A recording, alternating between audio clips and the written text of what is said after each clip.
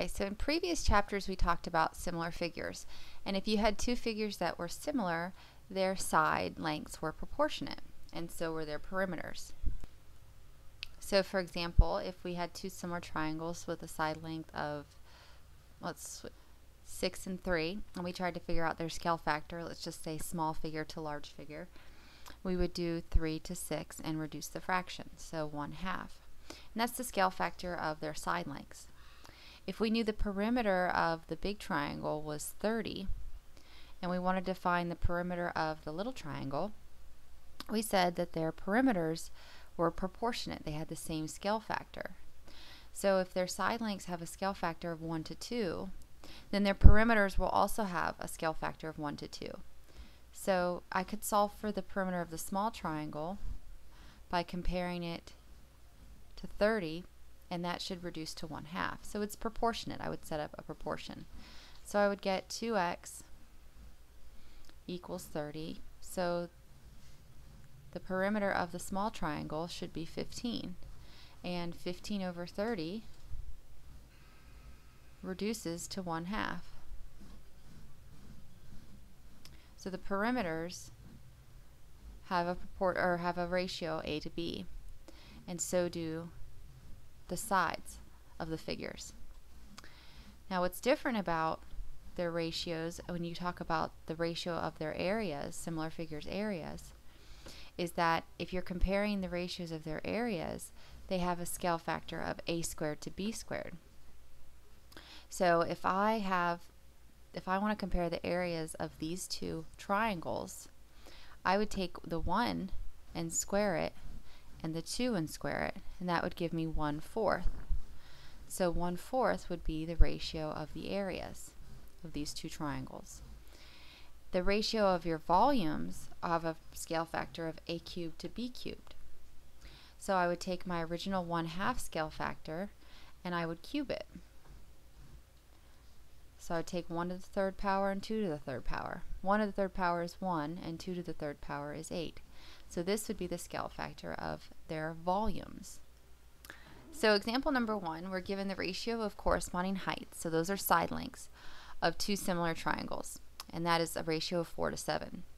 So the ratio of their corresponding sides would be A to B, where we're going to call 4A and 7B.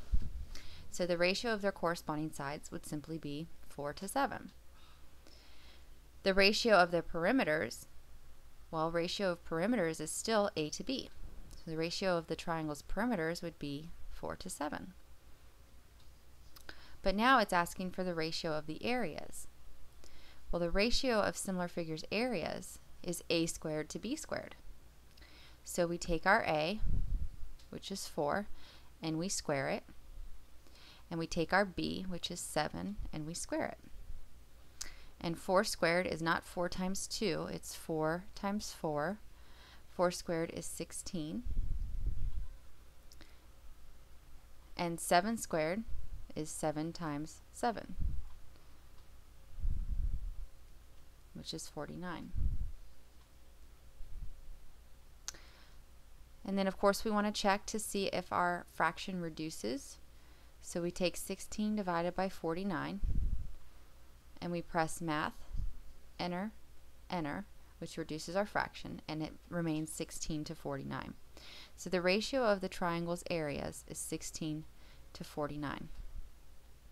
Okay, the next example, the ratio of corresponding heights, so those are our original side lengths, is 5 to 8. So we'll call this A and we'll call this B. The ratio of their corresponding sides, well, the ratio of corresponding side lengths is still A to B. So 5 to 8. The ratio of their areas, well, if we're comparing areas of similar figures, it's A squared to B squared. So we take our A and square it. So that's 5 squared. And we take our B and square it. That's 8 squared. 5 squared is 25. And B squared would be 64. We want to check to see that 25 over 64, whether or not it reduces. So we get 25 over 64. So the ratio of the areas is 25 to 64. The ratio of the volumes. Well, the rule for the ratio of similar figures' volumes is a cubed to b cubed. So our original a and b are 5 to 8. So we want to take 5 and cube it and compare that to 8 cubed. 5 cubed is 5 raised to the third power. So we use this little arrow up key to raise it to the third power. And 5 to the third power is 125. And then we check to see what 8 cubed is. That's 8 to the third power, which is 512. And then we want to see if 125 over 512 will reduce as a fraction.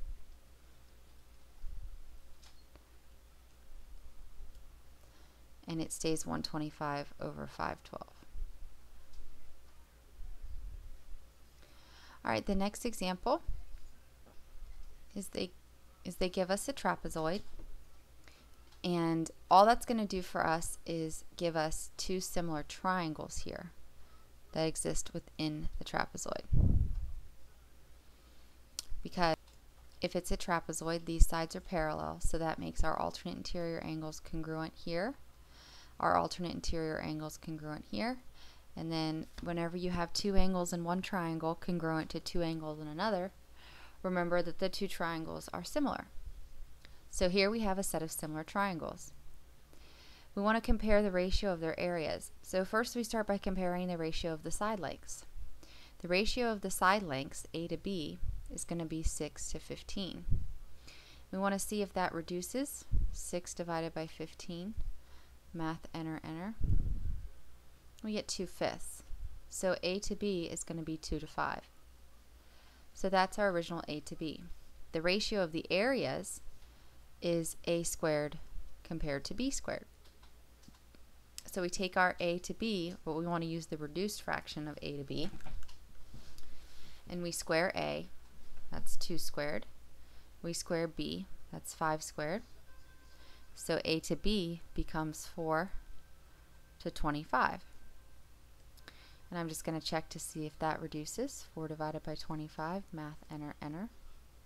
So the ratio of the areas is 4 to 25. The next question asks if all circles are similar, and this one is true. All circles are going to be similar, which will make all spheres similar. If two circles have radii of 9 and 12, the ratio of their circumferences. Well, remember, the circumferences are just perimeters of the circles, and the ratio of two perimeters is just A to B. So you take the figure's original side lengths, 9 to 12, you reduce the fraction, which is 3/4, and that's the ratio of A to B, the original side lengths. The circumferences are the perimeters, and the ratio of the perimeters are A to B. So the ratio of the two circles' circumferences is 3 to 4. Now the ratio of their areas is A squared to B squared. So 3 squared to 4 squared. And 3 squared is 9, and 4 squared is 16. And 9 divided by 16 is not going to reduce. It's just going to stay 9 divided by 16. All right, number 5, the areas of two circles are 25 pi and 81 pi. These are the areas. So first thing I'm going to do is compare 25 pi to 81 pi. Well, if it's a ratio, the pi over pi is going to reduce to 1. So we're left with 25 over 81. And I'm just going to check to see if 25 over 81 reduces as a fraction.